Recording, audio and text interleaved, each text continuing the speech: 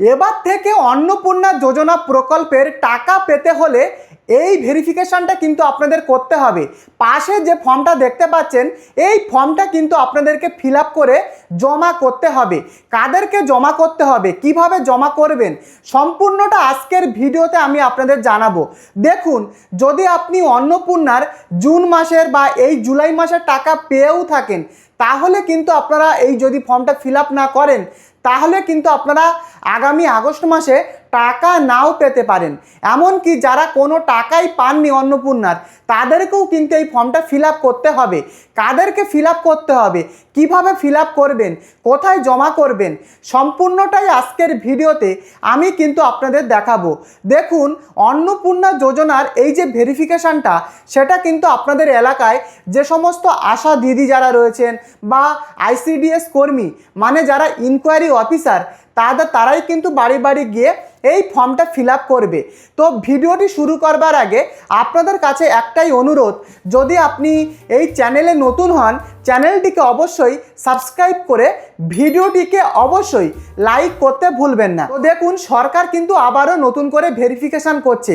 কেন কি, সরকারের চোখে যে সমস্ত উপভোক্তারা সন্দেহজনক লেগেছে, সেই সমস্ত উপভোক্তার নাম একটা করে কিন্তু পঞ্চায়েত অফিসে পাঠানো হয়েছে এবং পঞ্চায়েত থেকে সেই সংশ্লিষ্ট এলাকায় কিন্তু এই ভেরিফিকেশানটা চলবে। এমনকি আপনাদের এলাকায় এই ভেরিফিকেশানটা কিন্তু হচ্ছে। তো কিভাবে ফর্মটা ফিল আপ হচ্ছে ভালোভাবে দেখে নিন। পাশের স্ক্রিনে ফর্মটা আপনারা দেখতে পাচ্ছেন। তো দেখুন, পরিষ্কার লেখা রয়েছে অন্নপূর্ণা যোজনার পারিবারিক স্তরের তথ্য সংগ্রহ এবং ফর্ম সংক্রান্ত অনুসন্ধান প্রতিবেদন। দেখতেই পাচ্ছেন প্রথমে লেখা রয়েছে যে অ্যাপ্লিকেশন আইডি। প্রথমত বলে রাখি, যদি আপনি অনলাইনে আবেদন করেন, সেই অনলাইনে আবেদন করলে তার কিন্তু একটা অ্যাপ্লিকেশন আইডি আপনাদের কাছে রয়েছে, আপনারা জেনে থাকবেন। সেটা কিন্তু এখানে লিখতে হবে এই অ্যাপ্লিকেশন আইডির জায়গায়। এবং আধার কার্ড নাম্বার, মানে যিনি অন্নপূর্ণা যোজনার আবেদন করেছেন তার কিন্তু আধার কার্ডের নাম্বার এবং এপিক নম্বর মানে ভোটার কার্ডের নম্বর। তারপরে দেখতে পাচ্ছেন HOF মানে হেড অফ দ্য ফ্যামিলি, মানে আপনার বাড়ির মেন যিনি কর্তা রয়েছেন মানে হেড যিনি রয়েছেন তার নামটা কিন্তু এখানে লিখতে হবে।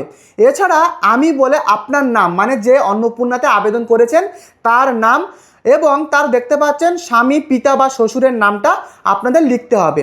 তো আপনার ক্ষেত্রে কোনটা হবে সেটা আপনি লিখবেন। যদি আপনার স্বামীর নাম থাকে সেক্ষেত্রে আপনি আপনার স্বামীর নাম লিখবেন এবং আপনার গ্রামের নাম, আপনার গ্রাম পঞ্চায়েত এবং আপনার ব্লক এবং আপনার জেলার নাম আপনাদেরকে লিখতে হবে। এবং পরিষ্কারভাবে লেখা রয়েছে, দেখুন, এর দ্বারা দাখিলকৃত আবেদনটি যাচাই করছি। আমি আবেদনপত্রটি এবং তাতে প্রদত্ত তথ্য সঠিক পেয়েছি, অতএব আবেদনপত্রটি গ্রহণ করার জন্য সুপারিশ করছি। দেখুন, এই লাইনটা আপনাদের বুঝতে হবে।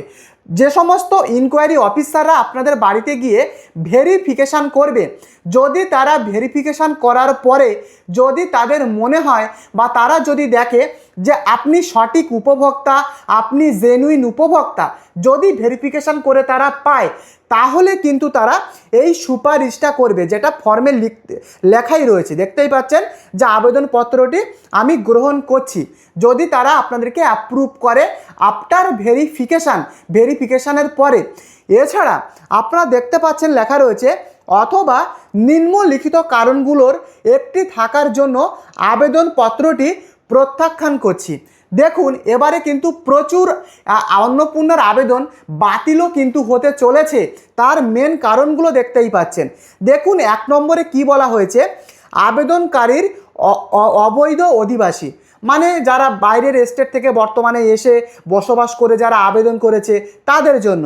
এছাড়া 2 নম্বরে দেখুন, পরিবারে স্থায়ী সরকারি চাকরিজীবী বর্তমানে রয়েছেন, যদি এরকম থাকে তাহলে কিন্তু দেওয়াই রয়েছে অপশান। এবং 3 নম্বরে দেখুন বলা হয়েছে আবেদনকারী AWW মানে আশা কর্মী বা আইসিডিএস কর্মী বা প্যারা টিচার যদি হন, তার পাশে কিন্তু টিক বক্স দেওয়া রয়েছে। পাশাপাশি দেখুন, আবেদনকারী আয়কর দেন মানে সরকারকে যদি ইনকাম ট্যাক্স দেয়, বা আবেদনকারী যদি সরকারি পেনশনভোগী হয় মানে বর্তমানে যদি কেউ পেনশন পান সেটাও কিন্তু দেওয়া রয়েছে। 6 নম্বরে দেখুন পশ্চিমবঙ্গের স্থায়ী বাসিন্দা যদি তিনি না হন।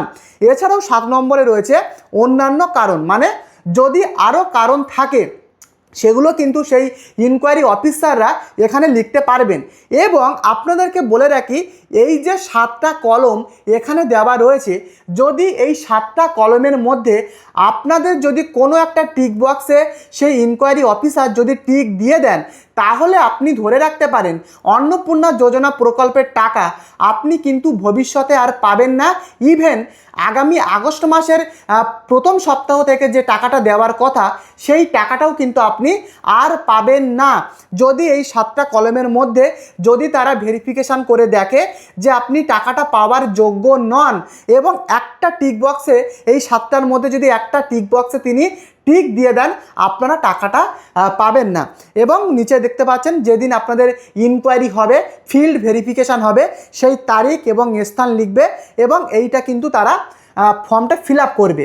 তো এই ফর্মটা কিন্তু আপনাদের জন্য নয়, এই ফর্মটা যারা ইনকোয়ারি অফিসার তারা কিন্তু আপনাদের বাড়িতে এসে ভেরিফিকেশান করে তারাই কিন্তু এটা এগুলো কিন্তু যা কিছু করার তারাই কিন্তু লিখবে, এবং এটা কিন্তু লেখার পরে তারা কিন্তু সেটা ভিডিও স্তরে তারা কিন্তু পাঠাবে। তো খুবই কিন্তু একটা ইম্পর্ট্যান্ট ভেরিফিকেশান। তবে আপনাদেরকে বলে রাখি, এই ভেরিফিকেশানটা প্রত্যেকের জন্য কিন্তু নয়। কেন নয়? দেখুন, সরকারের পোর্টালে সমস্ত উপভোক্তাদের নাম কিন্তু রয়েছে, এবং সরকার যাদেরকে সন্দেহজনকভাবে, মানে সরকার যদি দেখে সেই সমস্ত সন্দেহজনক ব্যক্তির একটা লিস্ট তারা কিন্তু রাজ্যের প্রত্যেকটা পঞ্চায়েতে কিন্তু পাঠাচ্ছে, এবং সেই পঞ্চায়েতের আন্ডারে সেই সমস্ত ব্যক্তিদের বাড়িতে বাড়িতে গিয়েই কিন্তু এই ফিল্ড ভেরিফিকেশানটা করছে ইনকোয়ারি অফিসার। তো আপনাদের কাদের কাদের বর্তমানে ভেরিফিকেশান অলরেডি হয়ে গেছে, বা আপনাদের এখনও পর্যন্ত কাদের আন্ডার ইনকোয়ারি দেখাচ্ছে, প্রত্যেকে কমেন্ট করে লিখে জানাবেন। তাহলে কিন্তু আপনাদের আমি কি করতে হবে সেটা আপনাদেরকে আমি বলে দেবো কমেন্ট বক্সে। তো যদি আপনাদের ভিডিওটি ভালো লাগে, প্রত্যেককে অনুরোধ করব চ্যানেলে নতুন হলে সাবস্ক্রাইব করে ভিডিওটিকে অবশ্যই লাইক করতে ভুলবেন না। পরবর্তী ভিডিওতে দেখা হচ্ছে। ধন্যবাদ।